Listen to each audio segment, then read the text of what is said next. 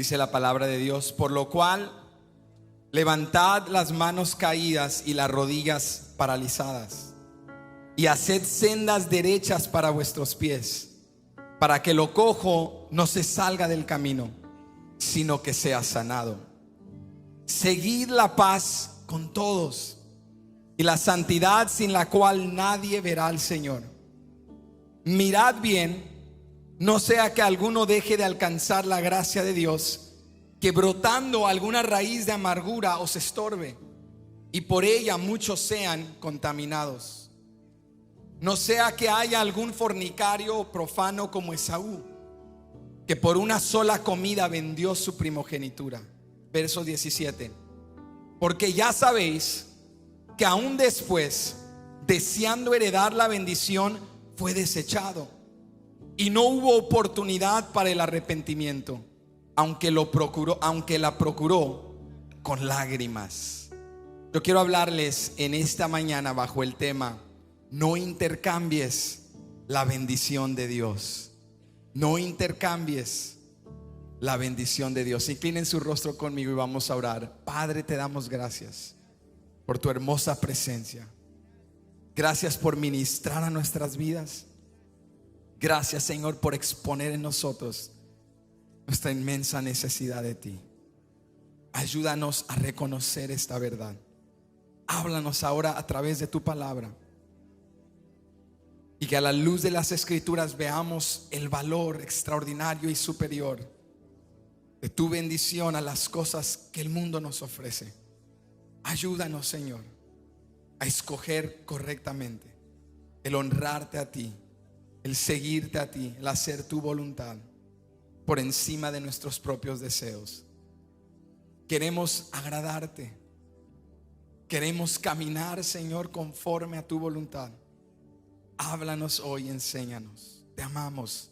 Pedimos esto en el nombre de Jesús, y todos decimos amén. Pueden ocupar su lugar en la presencia del Señor. No intercambies la bendición de Dios.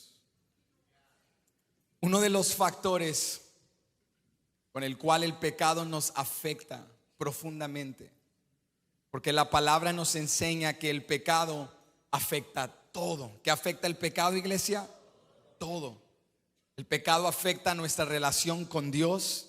El pecado afecta nuestra relación con los demás. Incluso el pecado nos afecta internamente. El pecado afecta todo. Pero uno de los aspectos en los cuales el pecado nos afecta en gran manera es que el pecado distorsiona nuestros valores. El pecado nos invita a desear y valorar cosas que realmente no son importantes o no son buenas para nosotros, y a devaluar las cosas que sí son buenas y son importantes. El pecado distorsiona nuestros valores y nos convence que lo temporal es más importante que lo eterno. Si somos honestos el día de hoy, creo que todos podemos reconocer que hemos vivido en nuestras vidas momentos de tomar decisiones equivocadas y de elegir lo temporal por encima de lo duradero. ¿Cuántos hemos cometido ese error?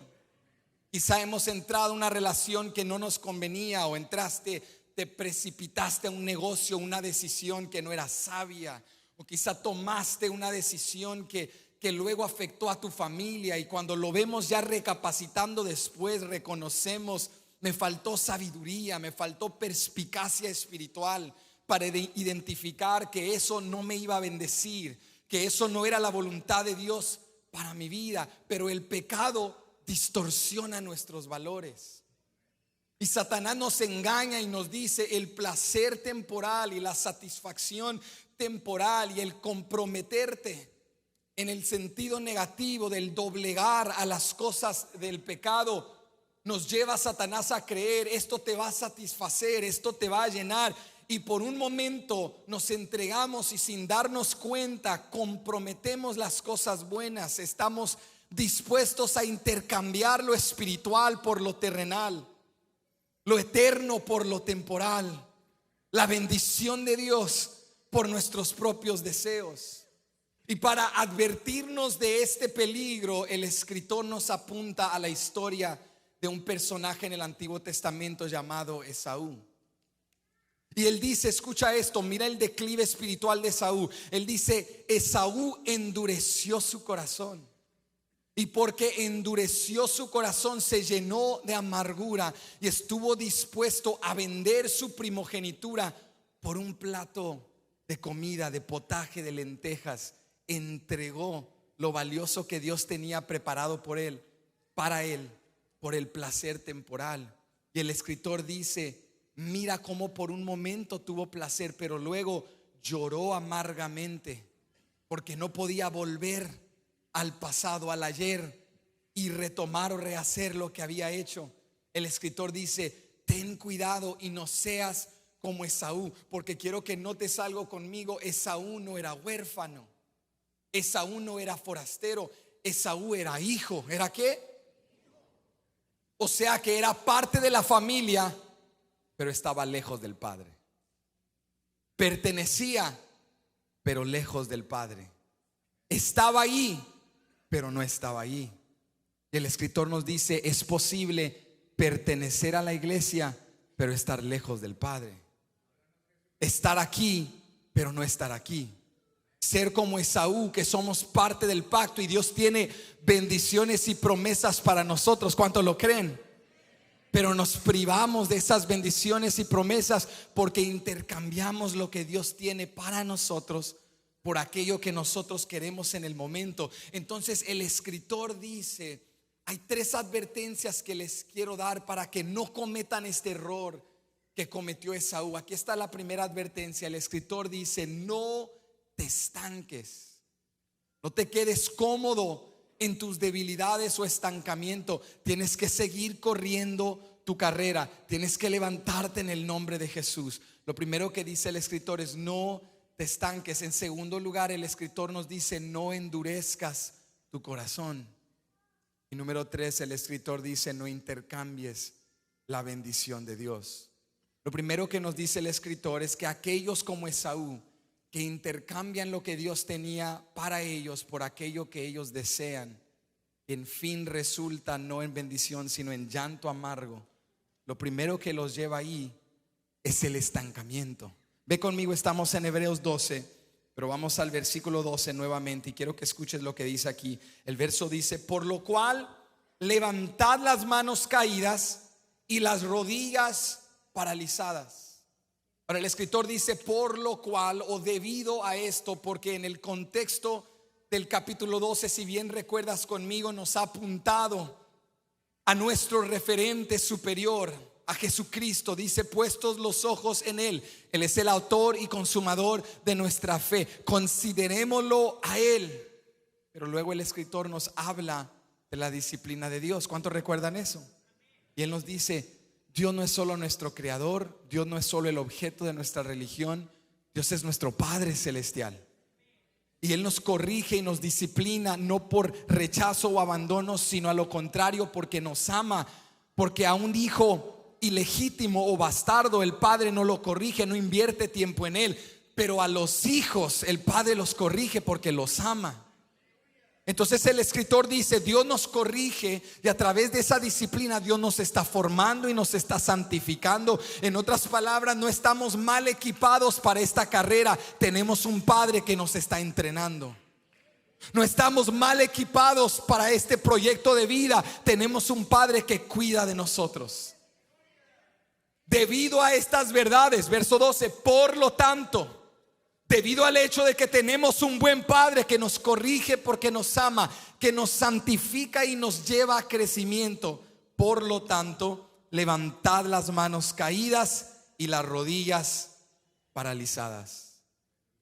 El escritor dice, debido a estas verdades, tenemos motivación para salir del estancamiento y seguir corriendo. Tenemos razones convincentes para salir de nuestra apatía y comodidad. Y quiero que notes conmigo el lenguaje que emplea el escritor, porque a lo largo del capítulo 12 ha desglosado esta metáfora de un atleta, de un corredor. Y él vuelve en el versículo 12 a este concepto y nos dice: hay muchos que estamos exhaustos, estamos cansados, nuestras manos están abajo, nuestras rodillas están paralizadas. Y él vuelve a este concepto de un corredor, de un atleta, y él nos recuerda: Dios no nos llamó a quedarnos a media pista, Dios no nos llamó a vivir en estancamiento, Dios no nos llamó a sacar hipoteca en la complacencia o la apatía. Dios nos ha llamado a correr con paciencia, a correr con excelencia. Entonces el escritor dice: hoy levanta tus manos, reincorpora tus rodillas, no te quedes estancado. Cristo no te ha abandonado. Aunque te sientas débil, fortalécete, levántate. Y quiero que notes algo conmigo interesante. El escritor, antes de retarnos a hacer sendas derechas, a encauzarnos de nuevo a los propósitos de Dios, primero nos dice: levanta las manos caídas, levanta las rodillas paralizadas, susténtalas. Porque el escritor nos está invitando a reconocer lo que nos tiene estancados. Tú y yo no podemos salir del estancamiento en nuestra vida si no reconocemos que nos tiene estancados. Y yo sé que el hablar de nuestras debilidades es incómodo. Cuando alguien nos llama la atención no es fácil. ¿A quién le gusta que les llamen la atención? A nadie. Quizá tu patrón o quizá un encargado o un familiar. O si eres joven, tus padres. Si estás casado, tu cónyuge. ¿A cuánto nos gusta que nuestro cónyuge nos llame la atención? Nuestra tendencia, nuestra propensión humana es que cuando un ser querido te llama la atención, ¿cómo le respondes? A la defensiva: pues tú también. Y te dice tu esposa: mira, amor, eres muy bueno en esto y esto y esto. Y cuando te empieza a celebrar lo bueno, tú sabes: ahí viene un pero. Ahí viene un pero. Eres muy bueno en esto, pero te hace falta crecer en esto. Y la tendencia humana es querer defenderse y decir: pues a ti también te hace falta crecer. Porque no nos gusta recibir corrección. Pero ¿cómo vamos a salir del estancamiento si no sabemos qué nos tiene estancados? El escritor dice: debemos reconocer, identificar nuestras debilidades. Nuestras manos están caídas, es decir, hemos dejado de extender, de correr, de labrar. Nuestros pies están paralizados, nuestras rodillas están estancadas y nos hemos acomodado al estancamiento. Nos hemos acomodado a la apatía. Y el escritor dice: Cristo no vino y murió para que te quedaras con rodillas paralizadas. Él vino, murió y resucitó al tercer día para que vivas una vida libre en victoria. ¿Cuántos dicen amén? Entonces el escritor dice: para poder salir del estancamiento y levantarte en la carrera, primero debes reconocer lo que te tiene estancado. Debes identificar tus debilidades. Ha menguado mi búsqueda de Dios. He dejado de priorizar al Señor. Me estoy llenando de murmuración y negatividad. Estoy priorizando el trabajo y las cosas de la vida por encima de la búsqueda de Dios. Y si no identificamos esas debilidades y carencias, no vamos a crecer. Muchos nos quedamos estancados, no porque no querramos avanzar, es porque no tenemos la humildad para reconocer lo que nos tiene allí. No tenemos la humildad para decir: Señor, yo reconozco que por esto y esto y esto no he avanzado, pero quiero cambiar y quiero crecer. Ayúdame a levantar mis manos, a extender mis rodillas y avanzar hacia adelante. El escritor dice: para avanzar y salir del estancamiento, necesitas reconocer lo que te tiene estancado. Pero mira lo que dice el verso 13. Dice: necesitas tomar acción. ¿Tomar qué? Verso 13 dice: y haced sendas derechas para vuestros pies, para que lo cojo no se salga del camino, sino que sea sanado. Dos realidades acerca del tomar acción. Número uno: Dios no va a hacer lo que me corresponde. Dios no dice: camina en una senda que te estoy dando. Él dice: haced sendas. ¿Qué dijo? O sea, Dios sáname. Dios dice: hijo, te quiero sanar, pero también come bien. Come bien. Señor, bendíceme, bendíceme. Te quiero bendecir, hijo, pero administra bien lo que te he dado. Porque a veces lo que nos tiene hundidos no es falta de provisión, son deudas. A veces lo que nos tiene estancados no es carencia de un Padre presente, sino la realidad de que no cuidamos lo que Dios nos confía. La realidad es que la disfunción perpetúa en nuestros hogares, no porque Dios no quiera reconciliar, es que no cambiamos nuestra manera de pensar y de hablar. Entonces el escritor dice: levántate, identifica la debilidad, pero mira esto, toma acción, haz sendas derechas para tus pies. Cambia cosas en tu vida, prioriza a Dios. Y mira esta segunda parte del verso 3, él dice: para que lo cojo no se salga del camino, sino que sea sanado. En otras palabras, las debilidades que no atiendes crecen. Los problemas que ignoramos crecen. Las cosas que desatendemos empeoran.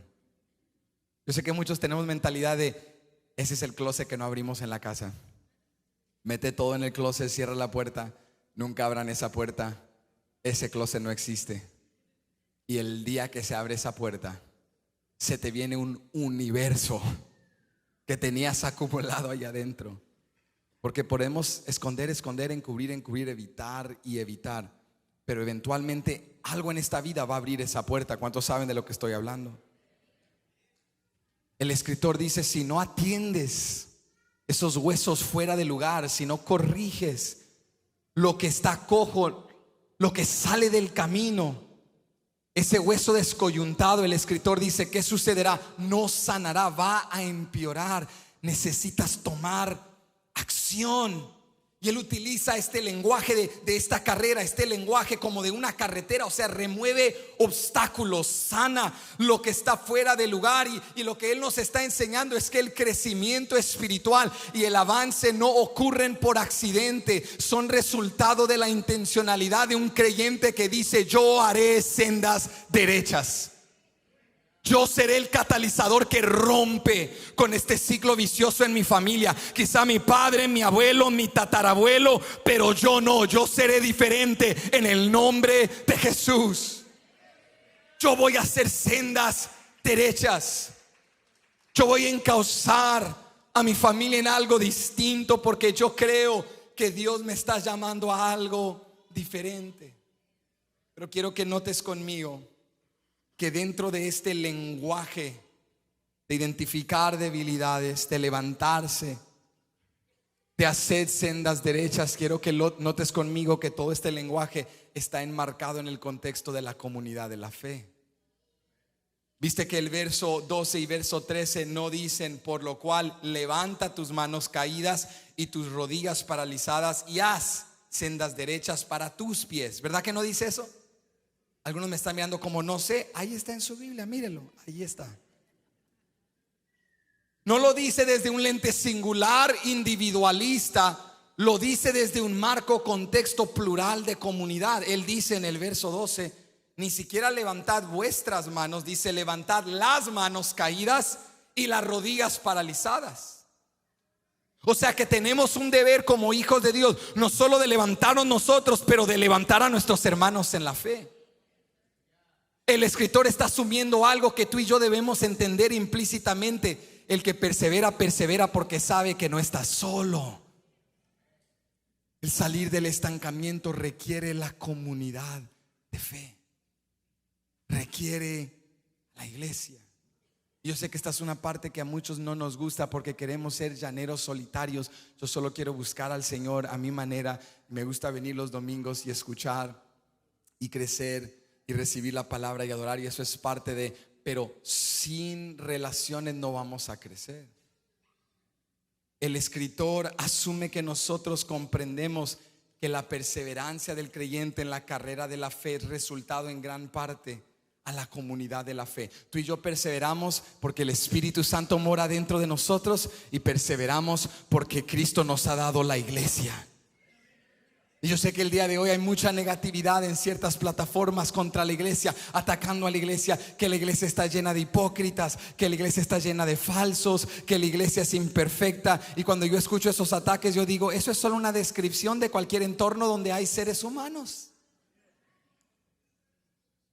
Eso lo encuentras en tu casa y en la mía.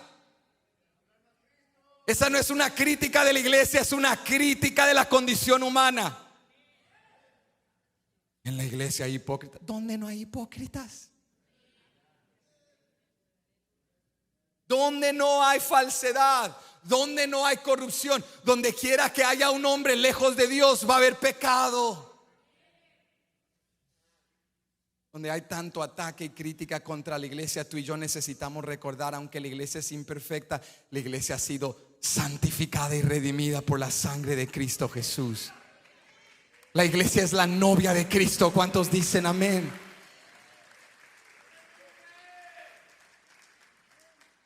Y vamos a ser honestos, criticamos la iglesia en primer lugar por autojustificación, porque nos sentimos mejores y se siente bonito, agradable atacar a otros que la están pasando peor de lo que tú lo estás pasando. Pero vamos a ser honestos, la gente ataca a la iglesia no solo por esas razones. Muchos evitan la iglesia porque no quieren lo que la iglesia produce. ¿Sabes qué produce la iglesia? Relaciones. Y no queremos relaciones, porque las relaciones requieren sacrificio, amor, paciencia. Yo puedo venir a la iglesia el domingo, escuchar y decir amén, estuvo hermoso y no me cuesta nada más que gasolina, tiempo. Pero conectarme a un grupo familiar, conectarme a un TV grupo, Templo Betania Grupo, conectarme a la iglesia y servir, invertir, conocer a gente, visitarla, amarla, textearle, llamarle, que me llamen, eso requiere sacrificio. Pero quiero que notes conmigo que es imposible. Dile al que está a tu lado con humildad, dile es imposible, es imposible. Díselo, yo te doy permiso, dile es imposible. ¿Qué es imposible? No sé, ahorita nos van a decir, pero es imposible. Es imposible que leas el Nuevo Testamento e ignores el llamado a pertenecer a la iglesia. Es imposible. El Nuevo Testamento está repleto de instrucciones plurales como esta: sobrellevad las cargas los unos de los otros, orad los unos por los otros, amaos los unos a los otros, perdonaos los unos a los otros, exhortaos los unos a los otros. Y ahí está un llanero solitario viviendo en una cueva tejana diciendo: oh, amén, amén, amén. Tú no puedes vivir el Nuevo Testamento en aislamiento. Es imposible. ¿Es qué? Porque el Nuevo Testamento está directamente conectado al contexto de la iglesia. Nos necesitamos. ¿Cuántos lo reconocemos? Nos querramos o no todo el tiempo, esa es otra historia, pero nos necesitamos. El escritor nos dice: mira, una manera que Satanás nos estanca es el aislamiento. Cuando nos aislamos de la comunidad de la fe, nos privamos de dos cosas en el aislamiento. El aislamiento nos priva de dos cosas. Número uno, el aislamiento te excluye de recibir el apoyo de la iglesia. Pero en segundo lugar, el aislamiento te lleva a evitar tu responsabilidad de apoyar a otros. El aislamiento te priva de la bendición del apoyo de la iglesia, que cuando estás cansado ellos levantarían tus brazos, que cuando tus rodillas están paralizadas, hermanos en la fe te retarían. El estar aislado te priva de la ayuda de la iglesia, pero en segundo lugar te desconecta de tu responsabilidad y la mía de ayudar a otros, porque el verso 12 nos dice a todos: levantad las manos cansadas. O sea, yo tengo un deber moral como hijo de Dios de levantar manos caídas, de fortalecer rodillas paralizadas, y sé con plena certeza que alguien también me ayudará a mí. La realidad es que muchos dicen: Benji, yo no necesito eso ahorita, yo me siento estable, yo me siento fuerte, yo no necesito el apoyo de la iglesia. Pero ten cuidado en tu arrogancia, no sabes el día que nos necesitarás. Yo ahorita estoy muy bendecido, no tengo necesidad. No sabes el día que tendrás que tocar en la puerta de la iglesia, y que todo ese orgullo y prepotencia Dios te lo va a traer a superficie, y vas a tener que reconocer: hablé sin entender, hablé sin sabiduría.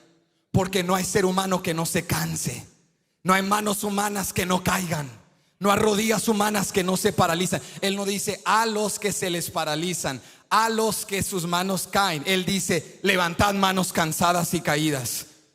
Ayuda, rodillas paralizadas, porque el escritor nos está ayudando a identificar: somos humanos y todos vamos a cansarnos, todos vamos a querer estancarnos. No sé si te ha pasado, pero a veces en la vida nos cansamos y te cansas de hacer el bien y quieres quitar tu mano del arado, pero miras a tu lado a tus hijos, a tu esposa, a tu esposo, miras a los que te rodean, a la juventud, a esa nueva generación que viene detrás de nosotros, y cuando los miras dices: Señor, ayúdame a seguir adelante, porque yo soy un referente en sus vidas, no de perfección, pero debo ser de fidelidad. Ayúdame, Señor, a seguir adelante para que ellos vean que sí se puede. Ayúdame a ser alguien que levanta manos cansadas. Satanás te quiere estancado, pero escucha, Dios no solo te va a sacar del estancamiento, Dios te va a usar para sacar a otros también. ¿Cuántos lo creen? Dios nos quiere usar para ser de bendición. Mira lo que dice en la primera parte del verso 15. Bríncate al verso 15. Dice: mirad bien. ¿Qué dice? Mirad bien, no sea que alguno deje de alcanzar la gracia de Dios. Mirad bien significa pon atención cuando ves a un hermano débil en la fe, y anímalo y encáusalo de nuevo a la gracia de Dios. No dejes que Satanás lo lleve al aislamiento, no dejes que Satanás lo arrastre y lo separe de Dios, no dejes que el pecado lo esclavice de nuevo. Ve y dile: hermano, vuelve a la gracia de Dios, vuelve a la presencia de Dios, y Dios te va a restaurar. La primera advertencia que nos da el escritor es la advertencia de no estancarnos. Nos estancamos porque ignoramos nuestras debilidades, nos estancamos porque vivimos en aislamiento. Pero mira esto: el resultado de estar estancado es que tu corazón comienza a endurecerse. El escritor dice, en segundo lugar, segunda advertencia: no endurezcas tu corazón. Mira lo que dice el versículo 14: seguid la paz con todos. ¿Con quiénes? ¿Cuántos ya chocan con este verso?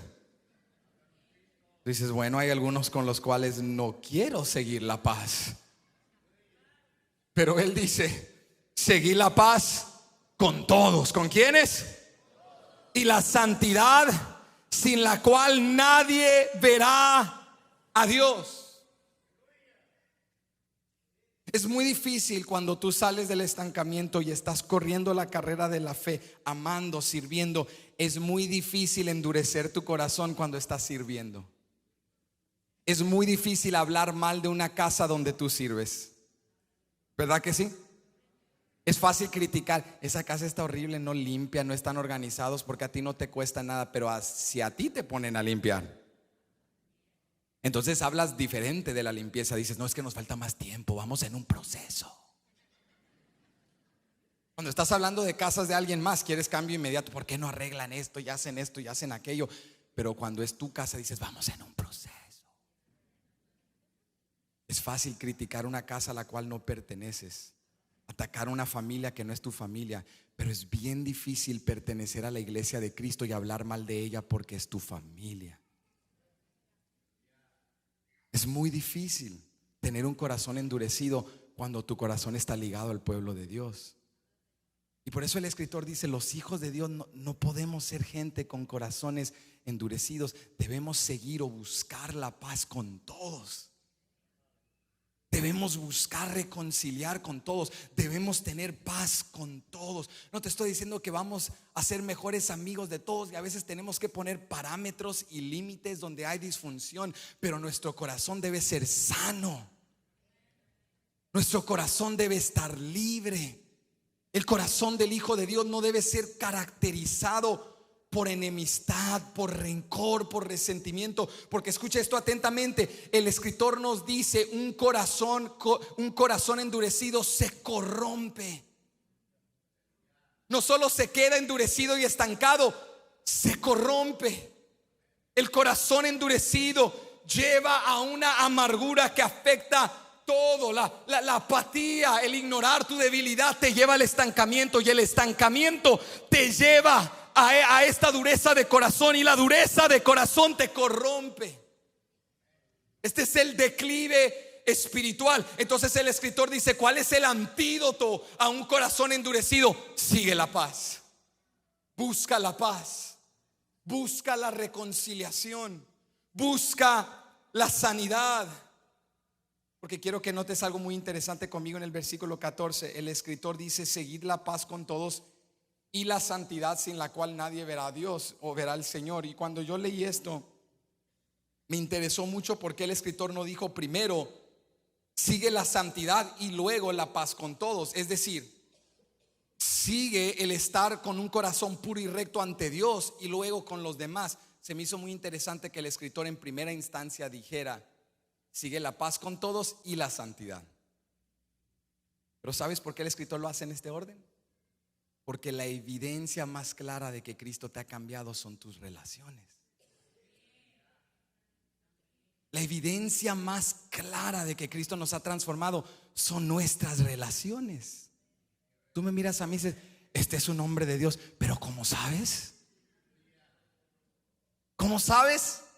Y yo te veo a ti en la iglesia y digo: oh, hermano. Y yo: oh, qué hermano de Dios. Pero ¿cómo sé? ¿Sabes quién sí sabe? Tu esposa sabe. Mis hijos saben.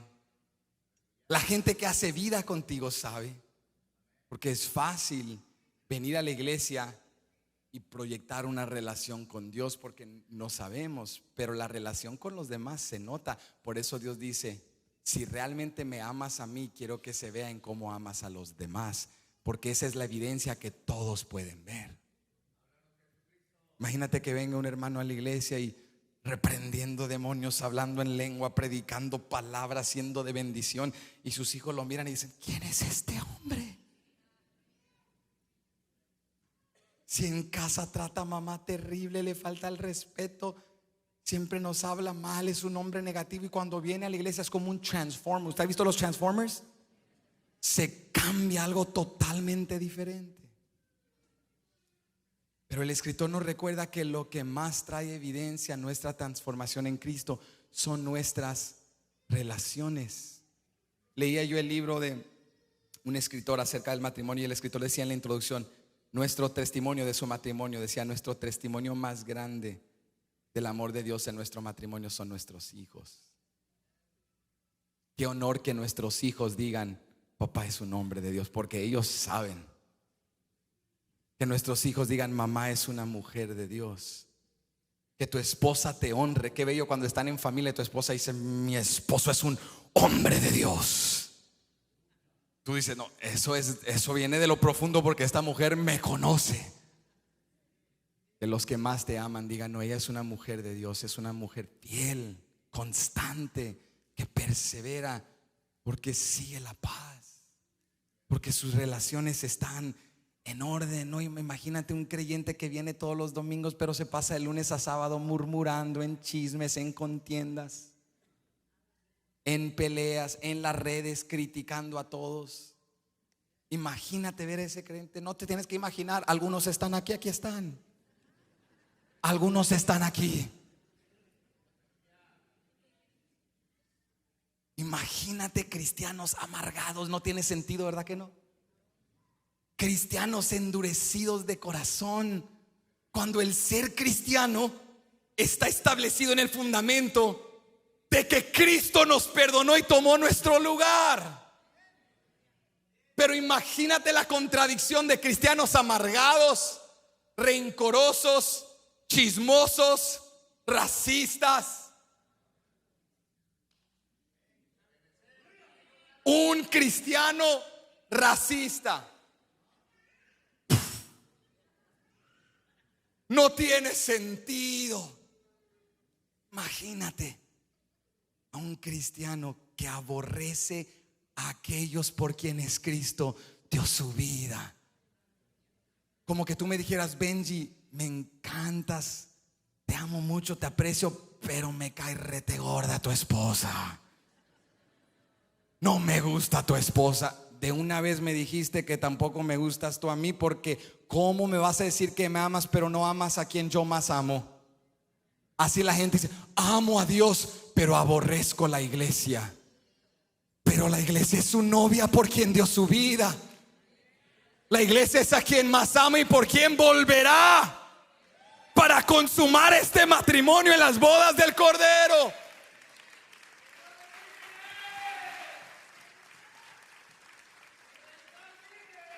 El Hijo de Dios no debe vivir con un corazón endurecido. Debemos perseguir y buscar la paz en todas las cosas, no estar llenos de rencor. Mira lo que dijo Jesús, Juan 13, verso 34 al 35. Un mandamiento nuevo os doy, que os améis unos a otros, como yo os he amado, que también os améis unos a otros. En esto conocerán todos que sois mis discípulos, si tuviereis amor los unos con los otros.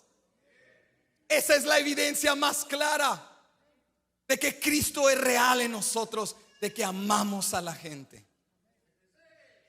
de que toda mentalidad de rencor, de enemistad, de racismo, de odio, de celo ha muerto en nosotros, porque amamos a aquellos a quienes Cristo ama. Jesús nos dijo, esta es la evidencia, y por eso el escritor nos dice, sigue la paz. ¿Qué nos dice?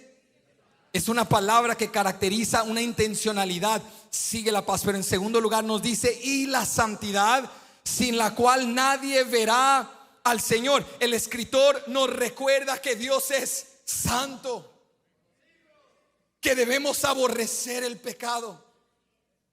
Y no malentiendas esto, porque el contexto de Hebreos 11 y de los héroes de la fe nos recuerda que Dios eligió a gente imperfecta. El escritor no está diciendo que seguir la santidad significa ser perfecto, pero sí nos enseña que seguir la santidad significa arrepentirte, reconocer tu pecado y buscar a Dios. El Hijo de Dios no vive en un pecado habitual porque perdemos sensibilidad a la santidad de Dios y nos acomodamos en nuestro pecado. No, el Hijo de Dios, aun cuando peca, aborrece el pecado y vuelve a la presencia de Dios y vuelve al mensaje de la cruz y le dice, Señor, restáurame otra vez, levántame otra vez. No quiero vivir de esta manera, no quiero seguir en este ciclo vicioso, yo quiero avanzar y honrarte. El escritor nos dice, no continúes con un corazón endurecido, sigue la paz y la santidad. Mira esto, verso 15. Mirad bien, lo leímos hace un momento, pero vamos a la segunda parte. Mirad bien, no sea que alguno deje de alcanzar la gracia de Dios, que brotando alguna raíz de amargura os estorbe y por ella muchos sean contaminados. Entonces el escritor dice, mira, un corazón endurecido es porque se ha llenado de amargura. Y note el lenguaje, él dice, la amargura no es un producto ni fruto, la amargura es una raíz. ¿Es qué? Y esa raíz de amargura va a producir contaminación. Esa dureza de corazón por la amargura corrompe. Y hay muchos que hemos guardado en nuestro corazón amargura, y hoy el Espíritu Santo te quiere sanar. Hoy Dios quiere que sueltes esa amargura, que sueltes ese resentimiento. Mira, el escritor toma esta instrucción de Deuteronomio 29, donde Dios estaba instruyendo al pueblo a purificarse. Mira lo que dice Deuteronomio 29, 16 al 19. Mira lo que escribe Moisés.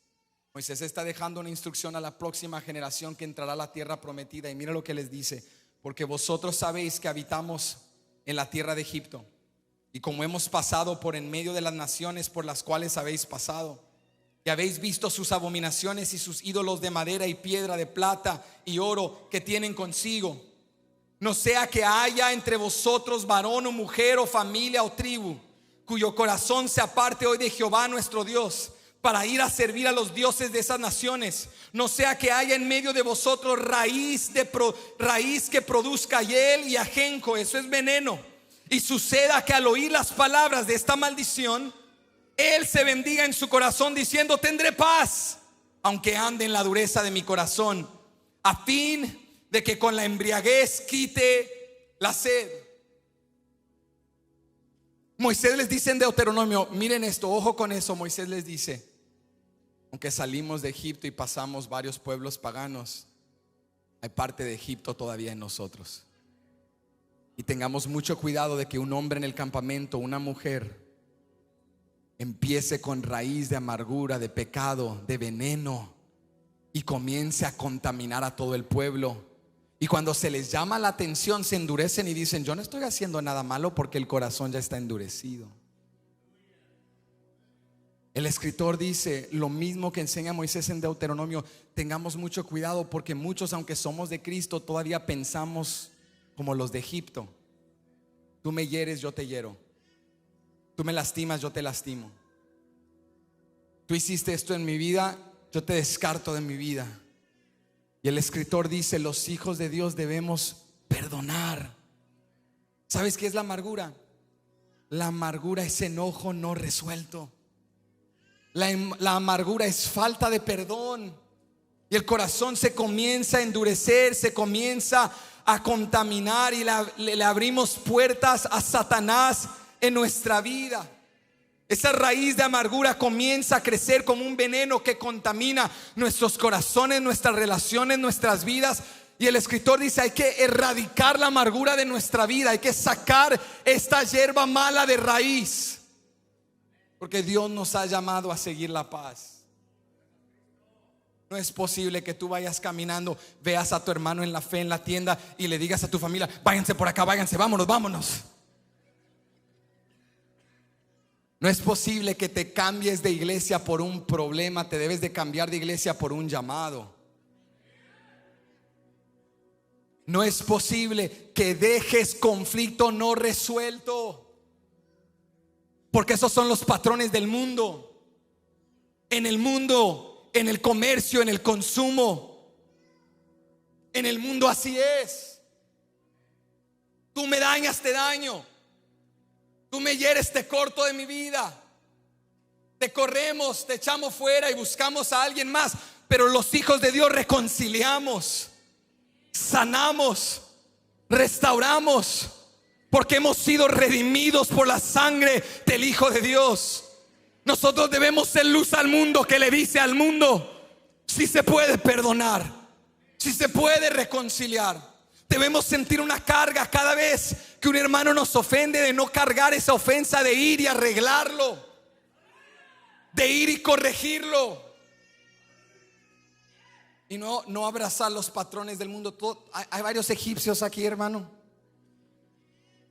Hay varios egipcios aquí que cuando alguien los ofende, en lugar de ir y hablar con la persona que los hirió, ¿sabes qué hacen? Van y hablan con 20 más, bajo la excusa de que estoy pidiendo apoyo espiritual. Llevas 6 meses pidiendo apoyo espiritual, se me hace que estás muy apoyado. Ya es tiempo de abordar la ofensa y sanar. El gran predicador Charles Spurgeon predicó en una ocasión que la murmuración es el triple veneno, porque cada vez que tú murmuras de alguien, te dañas a ti mismo, dañas al que escucha tu murmuración y dañas a aquel de quien estás murmurando. Él dice: el chisme es un triple veneno. Y cuando tú vas buscando apoyo espiritual con todos menos con quien debes hablar, eso no es apoyo espiritual, eso se llama murmuración. Y Satanás se aprovecha de eso, endureciendo nuestro corazón, justificando nuestra ira, cuando el Hijo de Dios debe ir y perdonar. ¿Por qué? ¿Bajo qué fundamento debo perdonar? Porque yo he sido perdonado de todos mis pecados, todas mis flaquezas, todas mis ofensas, todas mis carencias. Yo no busqué a Dios, pero Él envió a su Hijo por mí. Yo no busqué la santidad, pero Él me hizo santo. El justo tomó mi lugar en la cruz del Calvario. Él tomó mi pecado, Él me dio su justicia. Por eso debo perdonar. Efesios 4, 26 al 27 dice: airaos, enójate, eres humano, pero no pequéis. No se ponga el sol sobre vuestro enojo. No pasen semanas, meses, años con apoyo espiritual y cero reconciliación. Airaos, somos humanos, pero no pequéis. No se ponga el sol sobre vuestro enojo. Muchos se saben ese verso 26, pero no leen el 27. Ni deis lugar al diablo. O sea que el enojo no atendido es una puerta abierta para Satanás. Donde Satanás ve a un cristiano enojado sin resolver su enojo, Satanás dice: aquí tengo pan y pedazo para trabajar. Aquí tengo materia por años para dañar a Templo Betania. Voy a dividir TV grupos, voy a dividir familias, voy a dividir esta iglesia. Satanás está listo para trabajar. Pero cuando hay cristianos que dicen: no, como yo he sido perdonado, voy a perdonar. Yo no le voy a dar cabida al diablo. Yo no voy a ser instrumento de Satanás. Yo soy instrumento de Cristo Jesús. Yo voy a solucionar este problema. Y aun si no me perdonan a mí, yo voy a perdonar. Yo no voy a ser una puerta de Satanás. Yo soy un agente de reconciliación. Yo soy portavoz del mensaje de Jesús. Yo soy embajador de Cristo. El escritor en Hebreos 12 nos dice: número 1, no te estanques. Número 2, no endurezcas tu corazón. Pero número 3, aquí cerramos. El escritor dice: no intercambies la bendición de Dios. Mira el declive progresivo. Cuando te estancas e ignoras tus debilidades, comienzas a endurecerte. Cuando te endureces y te llenas de esta ira, de este enojo no resuelto, de este resentimiento y amargura, te apartas de la santidad y la presencia de Dios. Y eso resulta en que tus valores son distorsionados y comienzas a intercambiar la bendición de Dios por las cosas de la tierra. Este fue el caso de un hombre llamado Esaú. Dice Hebreos 12, verso 16: no sea que haya algún fornicario profano como Esaú, que por una sola comida. ¿Por cuánto? El chico ni siquiera dijo: dame un almacén, lléname el refri, prepárame alimentos para la semana. Por una sola comida vendió su primogenitura. El escritor nos apunta a Esaú y nos dice: mira, Esaú pertenecía al pacto. Esaú pertenecía a la familia que Dios iba a usar, pero porque su corazón se endureció, se apartó de Dios. Y mira cómo el escritor lo describe como un hombre fornicario y profano. Y la pregunta es: ¿por qué? ¿Por qué lo describe de esta manera? Porque Génesis 26, 34 al 35 dice lo siguiente de Esaú: y cuando Esaú era de 40 años, tomó por mujer a Judith, hija de Beeri Eteo, y a Basemat, hija de Elón Eteo, y fueron amargura de espíritu para Isaac y para Rebeca. O sea que los padres de Saúl le dijeron: no te cases con mujer cananea, porque las cananeas traen consigo mismas su idolatría y su cultura pagana. Cásate con una mujer de la familia para perpetuar el pacto. Pero Esaú a los 40 años dijo: yo intercambio la bendición de mi padre y me caso con quien yo quiera. Y se casó con mujeres lejos del pacto de Dios, y fue amargura para sus padres, dolor para sus padres. Dice el capítulo 28, verso 8 al 9: vio pues Esaú que las hijas de Canaán parecían mal a Isaac su padre, y se fue Esaú a Ismael y tomó para sí por mujer a Mahalat, hija de Ismael, hijo de Abraham, hermana de Nabaoit, además de sus otras mujeres. No se detuvo, endureció su corazón, siguió en su rebeldía, se entregó al placer en lugar de honrar a Dios. Por eso el escritor en Hebreos 12 nos dice: que no haya alguien entre ustedes fornicario, profano como Esaú. En otras palabras, no busques los placeres de la carne por encima de las bendiciones de Dios, porque los placeres de la carne traen consigo cadenas.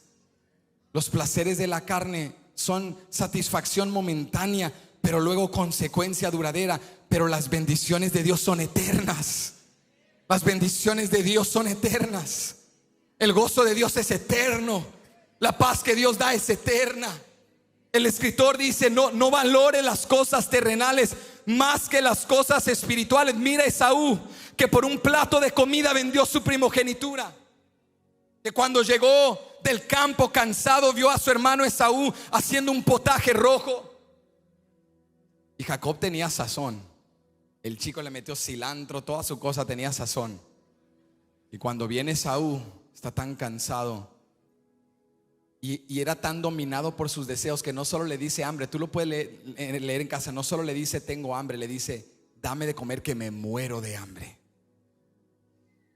Porque el pecado nos lleva a sentir esto que quiero si lo obtengo, este plato de potaje, este nuevo trabajo, esta satisfacción, este placer, si lo obtengo seré feliz. Y el engaño de Satanás y del pecado es llevarnos a creer que si no obtenemos eso que deseamos nos vamos a morir. Pero sabes, la verdad es que tú y yo podemos continuar la carrera aunque perdamos cualquier cosa de este mundo. Solo hay alguien sin el cual no podríamos continuar, y ese es Cristo Jesús. No hay nada ni nadie en esta vida que nos detenga de poder seguir adelante, pero sin Jesús no podemos seguir adelante. Dice la palabra que vino Esaú y le dijo a Jacob: tengo demasiada hambre, me estoy muriendo de hambre, dame un plato de lentejas, de potaje. Y Jacob aprovechó porque era su plantador, ¿recuerdas? Y le dijo: pues te lo vendo. ¿Qué quieres? Tu primogenitura, tu derecho como el mayor de recibir la herencia, la autoridad, el título, la posición en la familia. Quiero tu primogenitura. Y Esaú no pensó ni unos segundos, no analizó, menospreció la bendición de Dios y dijo: te la vendo, júramelo, te lo juro. El escritor dice: muchos de nosotros, como Esaú, estamos intercambiando la bendición de Dios por cosas de la tierra. Y antes de que juzgues a Esaú, digas: ay, Esaú, qué insensato. ¿Cuántos sabemos que hay un poco de Esaú en nosotros? A veces por un plato de potaje ponemos el trabajo. Ya no puedo ir a la iglesia, tengo que trabajar, por encima de Dios, cuando es Dios quien nos da las fuerzas para trabajar. Y es Dios quien nos bendice y nos prospera. Tenemos fuera de orden nuestros valores. El escritor dice: no intercambies. Mira el resultado, verso 17. Porque ya sabéis que aún después, deseando heredar la bendición, fue desechado, y no hubo oportunidad para el arrepentimiento, aunque la procuró con lágrimas. Esaú creía que su decisión era la correcta, pero después se arrepintió. Y cuando tú lees este verso 17 dices: wow, parece como que Esaú no tuvo oportunidad de arrepentirse. Pero si vuelves a Génesis y lees su historia, te das cuenta que él no estaba arrepentido. Lo que él estaba era sintiéndose culpable de lo que había perdido. Y muchos nos sentimos culpables, pero no estamos arrepentidos, y hay una diferencia. Sentirte culpable es: lástima, vendí la primogenitura y sí la quería. Sentirte arrepentido es decir: Dios, he pecado contra ti y ya no quiero ser la misma persona.